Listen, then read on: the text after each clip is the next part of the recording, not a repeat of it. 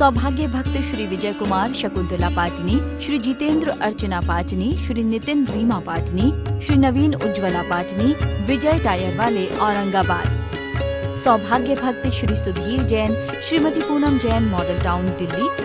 सौभाग्य भक्त श्री रमेश चंद्र संयुक्ता जैन शाह, श्री राजीव बीना जैन शाह, खुशबू प्रेषिका दीप शाह मांडवी गुजरात। इस कार्यक्रम के पुण्यार्जक हैं सौभाग्य भक्त शीला जैन सपरिवार, अरुण, अनिल, सुनील, नितिन सपरिवार, कर्मपुरा दिल्ली। कष्टे मुक्त भक्तांजलि जिनिपतिं बहुधा विसंचे। ओम ह्रीं श्रीं क्लीं ऐं आरं बम बम वम बम हम हम सम सम तम तम पम पम जम जम जीं ह्रीं ह्रीं ह्रीं ह्रीं ह्रीं द्रावद। ओम नमो आरते। ओम नमः सिद्धेभ्यः श्रीवीतरागाय नमः। ओम नमो अर्हते भगवते श्रीमते श्री पारसतीर्थंकराय द्वादश कुलधानि पत्राय सर्वज्ञाय स्वयंभुवे सिद्धाय बुद्धाय परमात्मा जिनवाणी जगमैया जगन्मय दुर्गमयी ओम ईश्वरस्वामी अतुलिश्री भरतस्तावनं अत्रमं सन्निधो भवसंसर्गं दिव्यपरिपुष्पाणं छिमामि। ओम राम ह्रीं ह्रीं राम शिव सिद्धस्वरते पुष्पते त्रिकासुमेवारिर्वाणी सह।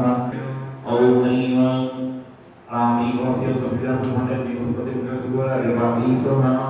नमो आयर्याणं नमो वैधायाणं नमो लोये सब्बसाहुणं। जय बोलिए पंच परमेश्वरी भगवान की, चिंतामणि पारसनाथ भगवान की, गुरुदेव आचार्य श्री सिद्धांत सागर जी महाराज की, उत्तम त्याग धर्म की, पर्युषण महापर्व की। जय बोलिए बालयोगी आचार्य गुरुदेव श्री सौभाग्य सागर जी महाराज की। महानुभाव, आज पर्वाधिराज पर्युषण पर्व का अष्टम दिवस अर्थात 8वां दिन है। आप लोग जो अर्घ चढ़ाते हैं उसमें क्या बोलते हैं देव सतगुरु के अर्घ में? अष्टम वसुधा पानी को कर में ये 8 द्रव्य लिए। क्या करते हैं कि जो 8वीं पृथ्वी है, कौन सी है? जिसको सीधी सीधी बात है कि हम लोग मोक्ष मार्ग पर जाना चाहते हैं। अष्टम वसुधा पाने को कर में ये 8 द्रव्य लिए। कर में द्रव्य कितने लिए हैं? 8 द्रव्य लिए हैं। जल, चंदन, अक्षत, पुष्प, नैवेद्य, दीप, धूप और फल। इन सबको मिलाते हैं तो क्या बनता है? अर्घ बनता है। तो यहां पर आज 8वां दिन हो गया। धीरे धीरे करते करते करते करते हम लोगों ने 8 दिन तक पहुंच गए। और जैनागम में जब व्यक्ति 8 साल का हो जाता है, जब ही वह भगवान जी का अभिषेक करने के लिए और आहार देने के लिए संपूर्ण रूप से तैयार हो पाता है। तो 8 का बड़ा महत्व है।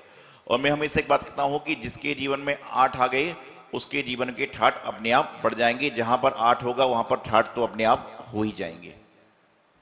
आपने कभी घर में पहले पूर्व समय में एक चारपाई होती थी, चारपाई होती थी ना, अभी भी कई जगह पे ढाबे आदि पे हो सकती, मिलती हो, कहीं मिलती हो। तो चारपाई में कितने पाए होते हैं? 8।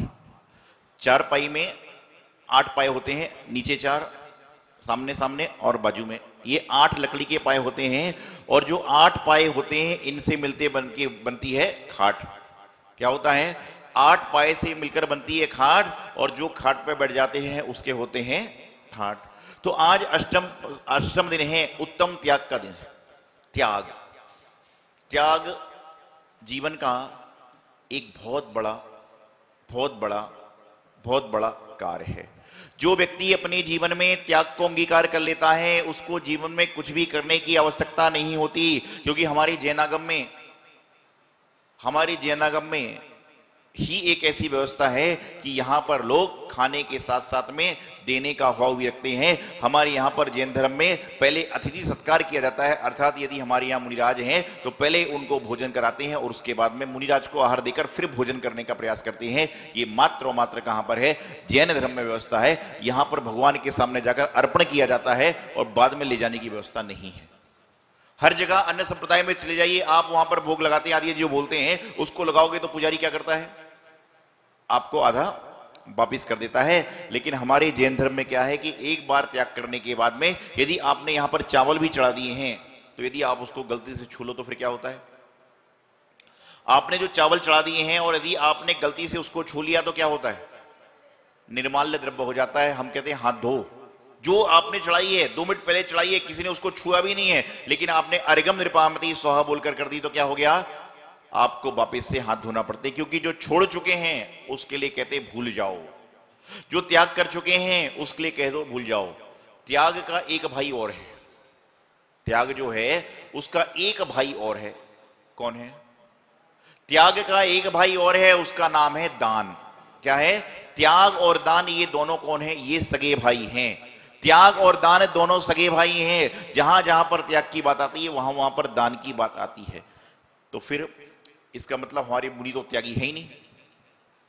यदि मान लो दान की बात आती है तो जो हमारे दिगंबर संत हैं, क्योंकि हमारे पास तो हम लोग तो अपने धर्म मार्ग पर चल चुके हैं, तो दान की व्यवस्था क्या आएगी? यदि मान लो त्याग का रूप दान कह दें, त्याग का भाई दान तो हो सकता है, लेकिन त्याग रूप में यदि हम दान को कह देंगे तो मुनियों का क्या होगा? असाधुओं का क्या होगा? त्यागी वृत्तियों का क्या होगा? तो त्याग कहते हैं अंतरंग के कलुषित परिणाम को त्याग करना। प्रातःकाल मैंने बताया था कि आप मंदिर में कितने सालों से पूजा कर रहे हो यह महत्वपूर्ण नहीं है, आप कितने सालों से अभिषेक कर रहे हो यह महत्वपूर्ण नहीं है, कितने सालों से आप स्वाध्याय कर रहे हो यह महत्वपूर्ण नहीं है, लेकिन कितने सालों से कितने दिनों से आपने अंतरंग के राग देश को त्याग कर दिया, यह सबसे बड़ा महत्वपूर्ण है। और जो व्यक्ति मंदिर में अभिषेक चाहे 2 दिन में एक बार करे चल जाएगा, लेकिन अभिषेक करते समय उसके मन में राग देश का परिणाम ना आए, वह बिल्कुल बहुत अच्छी बात है। यदि राग देश का परिणाम आ रहा है और रोज अभिषेक कर रहे हो तो बिल्कुल भी नहीं चलेगा।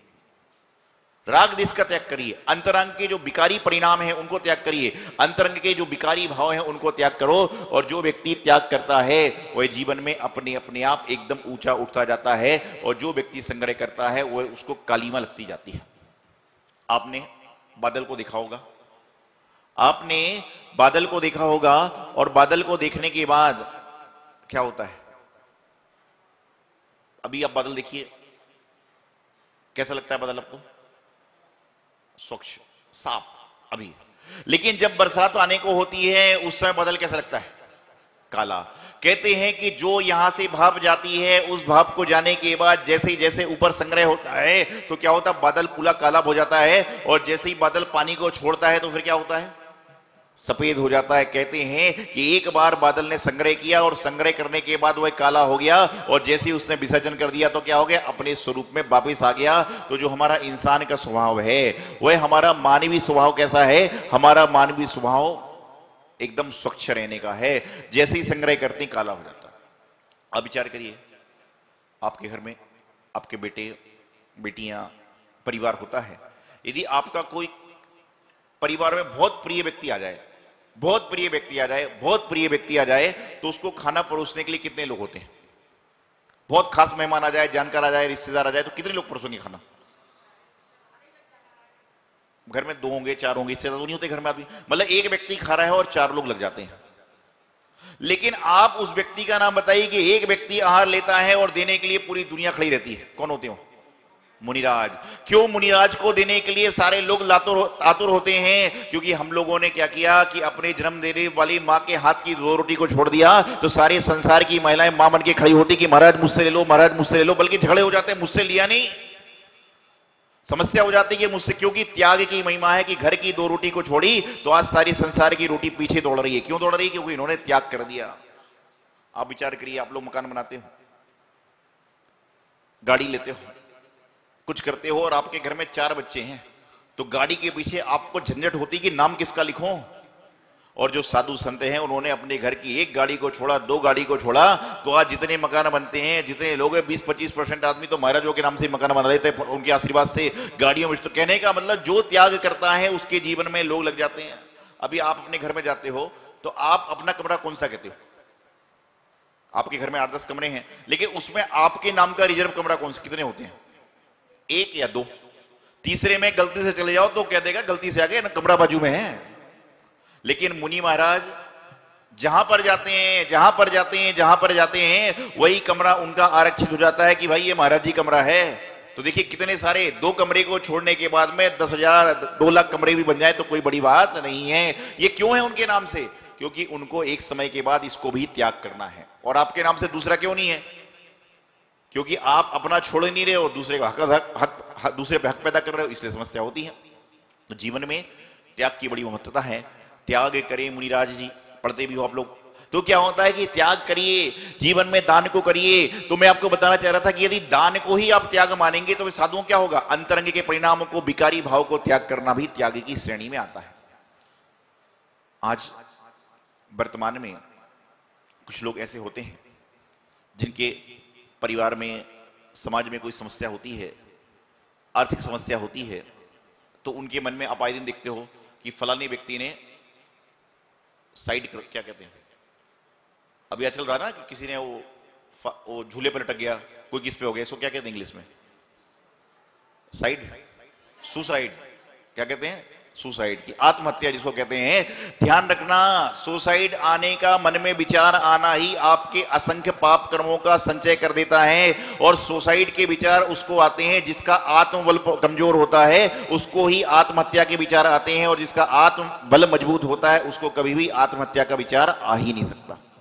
तो एक बार ऐसे ही हुआ, एक व्यक्ति बड़ा निर्धन सा था, उसने बोला मेरी जिंदगी बेकार है, मैं तो आत्महत्या करूंगा। रस्सी लाया, रस्सी लाने के बाद घर पे टांग ली पंखे पर। उसने सोचा यदि मैंने सुसाइड कर ली, मैंने आत्महत्या कर ली, तो हो सकता है घर वालों को जेल हो जाए, जांच पड़ताल होगी, पूछताछ होगी। तो उसने विचार बदल दिया, बोले मैं तो जंगल में जाता हूं और वहां जाकर खाई में गिर जाऊंगा। तो वह जंगल के लिए और चल पड़ा। तो जैसे ही वह जंगल के लिए चढ़ा, क्योंकि वो लकड़हारा था, गोला था, उसके पास तन पर कुछ भी नहीं था, मात्र एक धोती थी, एक धोती थी, दुपट्टा भी नहीं था, कुछ भी नहीं था, कुछ भी नहीं था। वह जंगल की ओर चल पड़ा। जैसे ही जंगल के लिए पहुंचा तो देखता है कि एक पेड़ के नीचे एक नग्न व्यक्ति बैठा हुआ है, मतलब मुनि महाराज बैठे होंगे। एक पेड़ के नीचे एक नग्न व्यक्ति बैठे हुए हैं और बहुत सारे अच्छे अच्छे कपड़े पहने हुए लोग, अच्छे अच्छे, उसके राज्य का राजा भी बैठकर जमीन पर सुन रहा है। उसने कहा इसके, मेरे पास तो धोती है, इसके पास तो धोती भी नहीं है, और इसकी बात को सारे लोग सुन रहे हैं, राजा तक सुन रहा है। वो भी चुपचाप वहां बैठ गया कि मरना तो है, 1 घंटे बाद मर लेंगे।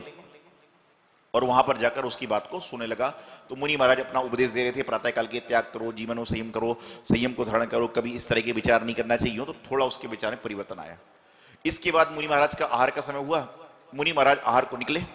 तो जैसे ही आहार को निकले, जंगल से गांव में आए तो देख रहा है कि 8-10 लोग पड़गाने, हे स्वामी नमोस्तु नमोस्तु नमोस्तु। आप लोग पड़गाते हो, क्या लेके पड़गाते हो? कोई फल लेता है, कोई कुछ लेता है, कोई कलश लेता है, कोई चांदी कलश लेता है, पड़गाते हैं, हे स्वामी नमोस्तु नमोस्तु कर रहे हैं। उसने, अरे इस नग्न व्यक्ति को 10-10 लोग खाने को बुला रहे हैं और मैं देखो परेशान हो रहा हूं। वह जाकर पीछे पीछे हो लिया। और जैसे ही पीछे पीछे गया तो पीछे जाने के बाद देखता है कि एक जगह पड़गान हुआ। तो मुनि महाराज को लोग बना बना के दे रहे हैं, बादाम लो, काजू लो, किशमिश लो, अखरोट लो, हलवा लो, दूध लो, पानी लो, तमाम मतलब बना बना के दे रहे हैं। तो उसने अपने जीवन में देखा, अरे मैं तो सब, धोती भी है तो परेशान, और ये तो नग्न होके भी सुखी हैं। वह आहार देख रहा था। इतने में जैसे ही आहार समाप्त हुआ तो धोती पहनी थी, तो लोग क्या समझेंगे? आपके घर में कोई मुनिराज का आहार हो जाए और कोई धोती दुपट्टा पहने व्यक्ति बाहर खड़ा है साथ में, तो आप क्या समझते हो उसको? कोई ब्रह्मचारी होगा, कोई साधर्मी होगा। तो उसको भोजन कराया। तो 3-4 दिन से बंदा भूखा था, तो उसने भरपेट खाया और वापिस महाराज के वहां पहुंच गया।